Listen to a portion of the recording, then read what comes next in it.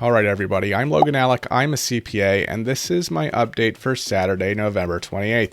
Frankly, there's not a lot to say about stimulus, at least at the federal level. Still no negotiations to speak of. Fox Business did have on some Republican congressman yesterday, French Hill, asked him if he thinks lame duck stimulus will happen. Here's the clip. The big question for everyone is this COVID-19 relief package. Do you think we're going to get any aid in the next month to 2 months before the inauguration? Well, Cheryl, we do need to have more COVID-19 aid in the form of extending the Paycheck Protection Program, that $138 billion that we have to help our small businesses, our hoteliers. Our governors want to be able to spend that CARES Act money that they got with more flexibility, and it stops at 12/31.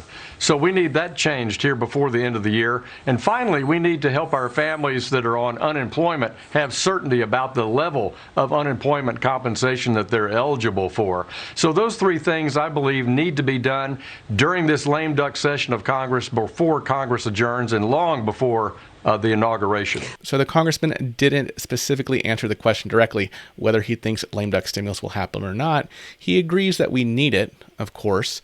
Then he brought up the big Republican talking point, releasing unused PPP funds. He also talked about giving governors more flexibility in how they spend CARES Act money. You remember, this is kind of the Republican counter to the Democrats' call for more state and local funding.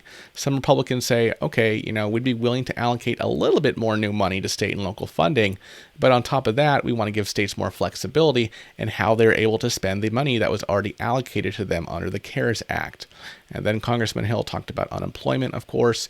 Then he is asked if he thinks that there will be standalone bills for stimulus or a comprehensive stimulus package. Here's the clip. So not to split hairs with you, but do you think we're going to get some kind of a la carte movement out of Washington, or do you think that we could possibly see an all-encompassing bill? Obviously, the balance of power is still in the balance because we're waiting on the Georgia story. How do you foresee this actually playing out specifically?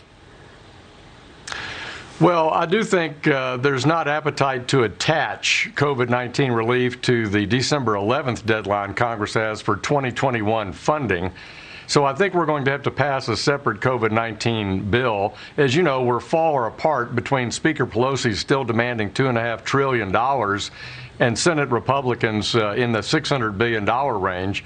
That's why in the House we've tried to move 40 times the extension of the Paycheck Protection Program, as you say, on an a la carte basis. And the master of the cafeteria there in the House, Speaker Pelosi, has shut that down.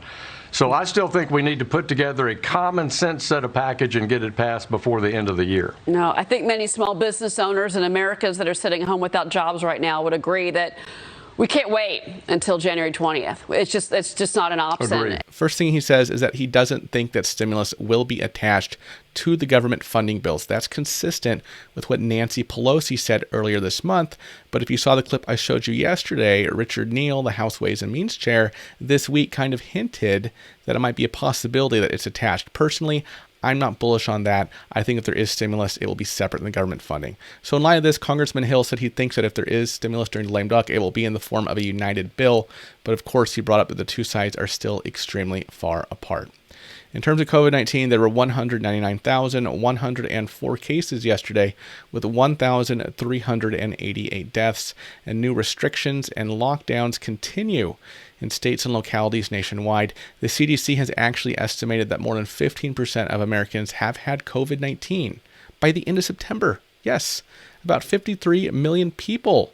They're saying that only 1 in 8 cases have been identified. And keep in mind, this number, this estimate, doesn't even include the recent huge spikes in COVID-19 throughout October and November.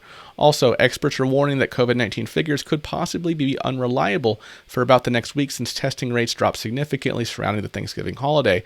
And in fact, many testing sites had limited hours during the holiday itself, and many people are traveling, right? You're not going to get tested when you fly across the country. You're going to wait until you come back home. So keep that in mind. That's what some experts are saying. But there is some good news. We have ended a 17-day streak of increasing COVID-19 hospitalizations nationwide.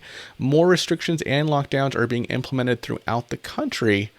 For example, where I live in Los Angeles County, California, our LA County Department of Public Health yesterday said that effective this coming Monday, in 2 days, November 30th and through December 20th, All public and private gatherings with individuals not of the same household are prohibited, except for faith-based services and protests, which are constitutionally protected rights.